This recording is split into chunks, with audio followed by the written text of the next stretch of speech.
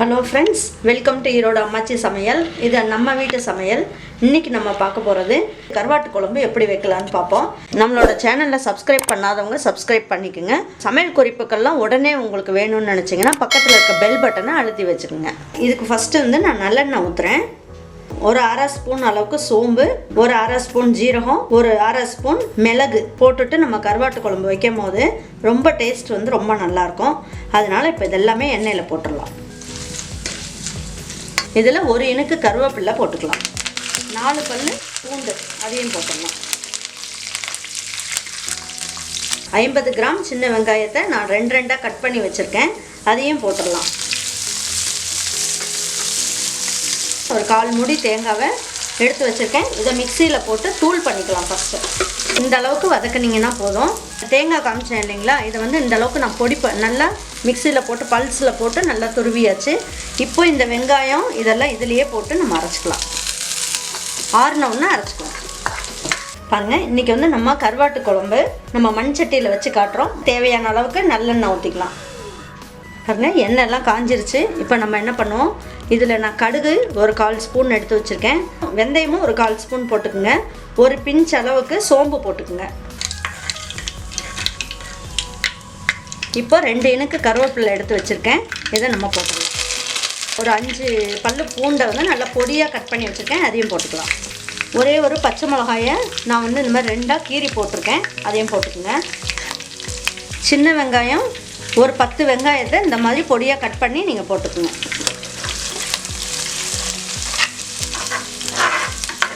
நம்ம நெத்திலி கருவாடு அதில் கொஞ்சம் உப்பு போட்டு தான் பண்ணியிருப்பாங்க, அதனால் அதுக்கு பார்த்துக்கிட்டு நீங்கள் உப்பு கொஞ்சம் போட்டுக்குங்க. உங்களுக்கு எந்த அளவுக்கு வேணுமோ போட்டுக்குங்க. பத்தலைன்னா அதுக்கப்புறம் போட்டுக்கலாம். 1/4 ஸ்பூன் மஞ்சள் தூள் போட்டுக்கலாம். பாருங்கள், அதுக்கு நடுவில் நான் என்ன பண்ணி வச்சுருக்கேன், இந்த கருவாட்டில் நல்லா சுடுதண்ணியை ஊற்றி ஒரு 10 நிமிஷம் நல்லா ஊற வச்சுட்டு ஒரு 3 வாட்டி கழுவி எடுத்திருக்கேன். நல்லா சுத்தமாகிடுச்சு. இந்த தலை எல்லாமே நான் வெட்டி எடுத்துட்டேன். ஏன்னா அந்த தலையில் தான் மணலெல்லாம் நிறைய இருக்கும்.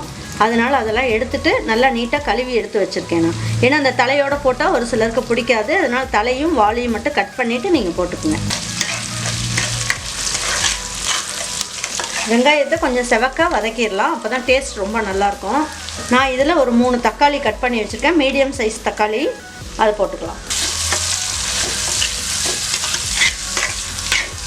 பாருங்கள், நெல்லிக்காய் அளவுக்கு புளியை எடுத்து நம்ம என்ன பண்ணலாம், தண்ணியில் ஊற வச்சு நல்லா வடிகட்டி எடுத்து வச்சுக்கலாம். நம்ம அந்த குழம்புக்கு புளி ஊற்றி செய்யும் போது ரொம்ப நல்லாயிருக்கும். இந்த தக்காளி வெங்காயம் எல்லாம் நல்லா வதக்கியாச்சு. இப்போ நான் என்ன பண்ணியிருக்கேன், ஒரு 1/4 கிலோ கத்திரிக்காயை இந்த மாதிரி நான் கட் பண்ணி எடுத்து வச்சுருக்கேன். இப்போ இதை நம்ம போட்டுக்கலாம்.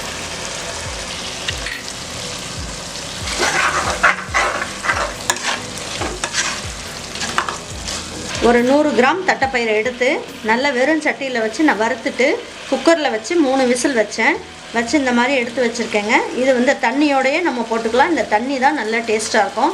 நம்ம இந்த தட்டைப்பயிரை வறுக்கிறோம் இல்லைங்களா, வறுத்ததுக்கப்புறம் நீங்கள் தண்ணி ஊற்றி அலசிட்டு 3 விசில் வச்சிங்கன்னா உங்களுக்கு பாருங்கள் இந்த அளவுக்கு நல்லா சாஃப்டாக வெந்துடும். கத்திரிக்காயோட கலர் கொஞ்சம் சேஞ்ச் ஆகிடட்டும். இப்போ கொஞ்சம் ஓரளவுக்கு சேஞ்ச் ஆகிடுச்சு. இப்போ நம்ம என்ன பண்ணுவோம், இந்த தண்ணியை கொஞ்சம் வடித்து எடுத்துக்கிட்டு இந்த கத்திரிக்காயோடையே போட்டு ஒரு வதக்கிடலாம். இது எல்லாத்துலேயுமே இந்த வெங்காயம் தக்காளியோட டேஸ்ட் நல்லா கிடைக்கும். ஏன்னா உப்பு நம்ம போட்டிருக்கோம், அதனால் இந்த உப்போட டேஸ்ட்டு எல்லாமே இதில் பிடிச்சிக்கும். நல்லா இந்த டேஸ்ட் ரொம்ப நல்லா இருக்கணும்னா இது ஒரு 3 கரண்டி போட்டிங்கன்னா தான் நல்லாயிருக்கும். இது குழம்பு மிளகாய்த்தூள். அப்படி உங்களுக்கு இந்த குழம்பு மிளகாய்த்தூள் இல்லை அப்படின்னு நினச்சிங்கன்னா 2 ஸ்பூன் வெறும் மிளகாய்த்தூள், 3 ஸ்பூன் மல்லித்தூள் போட்டுக்குங்க. உப்பு காரம் எல்லாமே நல்லா இதில் சேர்ந்து வந்துடும். அப்போ டேஸ்ட் ரொம்ப நல்லாயிருக்கும்.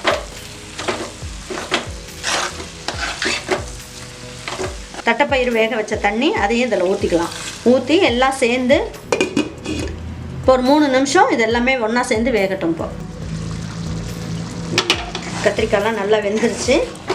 இப்போ நம்ம என்ன பண்ணுவோம், இந்த புளியெல்லாம் கரைச்சி வச்சுருக்கோம் இல்லைங்களா, அந்த புளி தண்ணியை இதில் ஊற்றிடலாம்.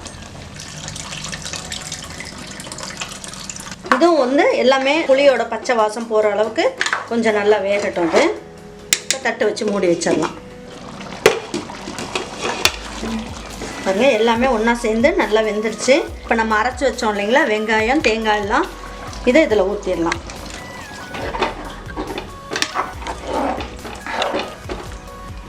உங்களுக்கு இன்னும் கொஞ்சம் குழம்பு ஜாஸ்தியாக வேணும்னா இன்னும் 1 டம்ளர் அளவுக்கு கூட நீங்கள் தண்ணி ஊற்றிக்கலாம். ஏன்னா அந்த அளவுக்கு புளியும் காரமும் போட்டிருக்கோம். இப்போ நீங்கள் தட்டு வச்சு 1 நிமிஷம் மூடி வச்சுட்டு கருவாட்டை போட்டுக்கலாம். பாருங்கள், இப்போ அங்கங்கே பபிள்ஸ் வர ஆரம்பிச்சிருச்சு, கொதிக்க ஆரம்பிச்சிருச்சு. இப்போ நம்ம கழுவி வச்ச கருவாட்டை இதில் போட்டுடலாம். ரொம்ப நேரம் முன்னாடி போட்டிங்கனாலும் கருவாடு வந்து கரைஞ்சி போகிற மாதிரி ஆயிரும். அதனால் இந்த ஸ்டேஜில் போட்டிங்கன்னா கத்திரிக்காய் எல்லாம் ஒன்றா சேர்ந்து வேகும் போது நம்ம இந்த கருவாட்டோட ஸ்மெல் ஃபுல்லாக அந்த குழம்புக்குள்ளே இறங்கிக்கும். ரொம்ப நல்லாயிருக்கும். பாருங்கள், இது ஒரு 3 நிமிஷம் நல்லா ஒன்றா சேர்ந்து கொதிக்கட்டும். பாருங்கள், நல்லா கொதிச்சிருச்சு. இப்போ ஒரு கிளறி விட்டுட்டு கொஞ்சமாக கொத்தமல்லி இலை கொஞ்சமாக தூவி விட்டுடலாம். ஒரு 2 நிமிஷம் ஸ்லோ பண்ணி வச்சுட்டு எண்ணெயெல்லாம் கசிஞ்சு வந்துடும். அப்புறம் இறக்கிடலாம். பாருங்கள், சூப்பராக எண்ணெயெல்லாம் நல்லா முதந்து நல்லா வந்திருக்கு. கருவாட்டு குழம்பு ரொம்ப அருமையாக ரெடி ஆகிருக்கு. இந்த கருவாடும் போட்டு நம்ம நல்லா கொதிக்க வச்ச உடனே நல்ல மணமாக சூப்பராக இருக்குது. பாருங்கள், கருவாடும் நல்லா வெந்துருச்சு. ரொம்ப நல்லாயிருக்கு குழம்பு. பாருங்கள், இந்த மாதிரி வடித்த சாதத்தை இந்த மாதிரி நல்லா கொதிக்க போட்டுட்டு நம்ம நல்லா சுட களி கிண்டி வச்சுட்டு நம்ம என்ன பண்ணணும், நான் ஏற்கனவே உங்களுக்கு ஒரு வீடியோ போட்டிருக்கேன் களி எப்படி செய்யலாம் அப்படின்னு சொல்லிட்டு.